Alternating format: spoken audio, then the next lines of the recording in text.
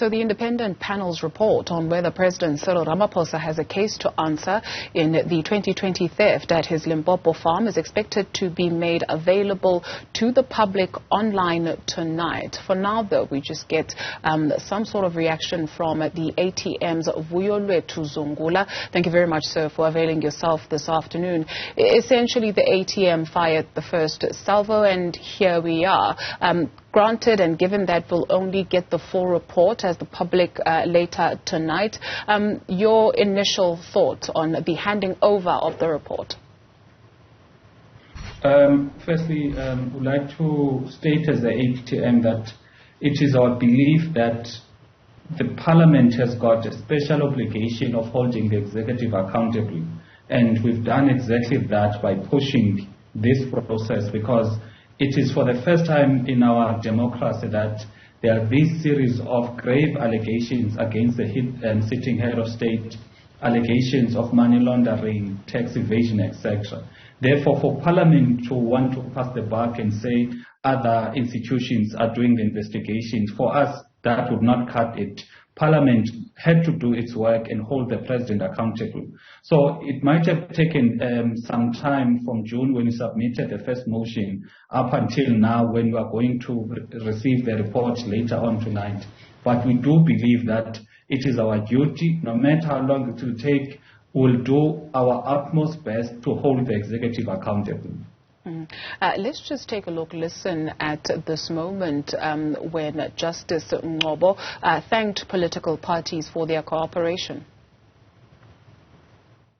And may I also thank the parties, that is, the members of the African Transformation Movement, the Economic Freedom Front, fighters. I thought I would neutralize the word. Anyway, and the United Democratic Movement and the President for the contributions that they made in ensuring that we had the necessary information.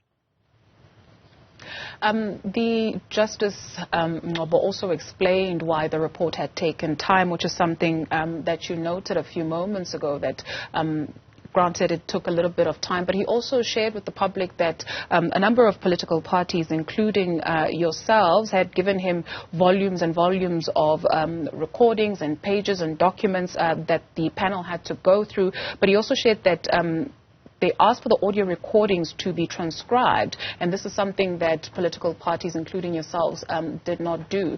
Do you think that perhaps retrospectively that played a part in the delay of the report? Look, there were short turnaround times for us to gather the supplementary evidence, make sure that it reaches to them in the format that they would have loved it. So because of the short turnaround times, we could not be able to actually submit the evidence in the manner in which they would have wanted. So yes, we do understand that given those glitches, it would have led to the delay or the extension that they later on requested, and they were granted by the Speaker. But we do believe that theirs was to examine the evidence that was before them. Therefore, it was prudent for us to collect as much evidence as possible so that we do not handicap that particular panel by not providing the necessary evidence which they are going to consider. They would not have been able to speak to anyone besides examining the evidence before them. That is why we had to make sure that we submit the evidence to its fullest.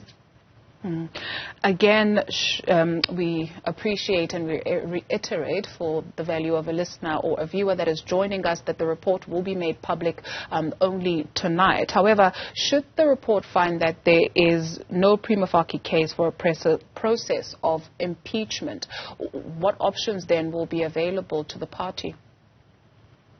Look, that report must make sense.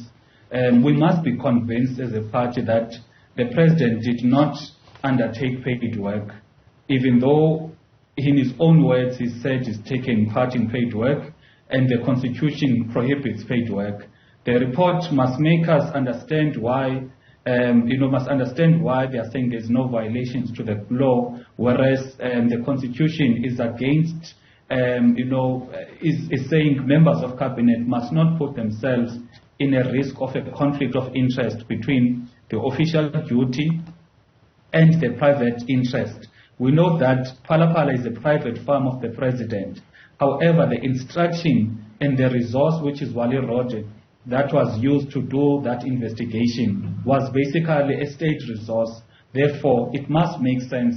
Now, we are going to study the report later on tonight and make a determination as to where to from now. The Speaker of Parliament, Nosiviwe Mapisa-Nqakula, noting that the ceremonial handover of this report is indicative of a milestone in South Africa's constitutional democracy. Do you agree? Definitely. We are maturing. However, we are going to mature even much more if the consideration of the report, the voting will be done by means of a secret ballot. That way, you are not going to confine members of parliament to actually rubber stamp party decisions, but you are going to allow members of parliament to make their thorough, inputs and thorough decisions as to what must happen in that report. We can't have a democracy that is maturing on the other side, but on the other side, whenever serious decisions need to be taken in parliament, the Speaker does not allow members of parliament to exercise their right of voting with their own conscience. Thank you very much, sir, for availing yourself this afternoon. Vuyolwethu Zungula of the African Transformation Report. Again, that independent panel report into the Phala Phala farm theft of 2020 will be made available to the public tonight.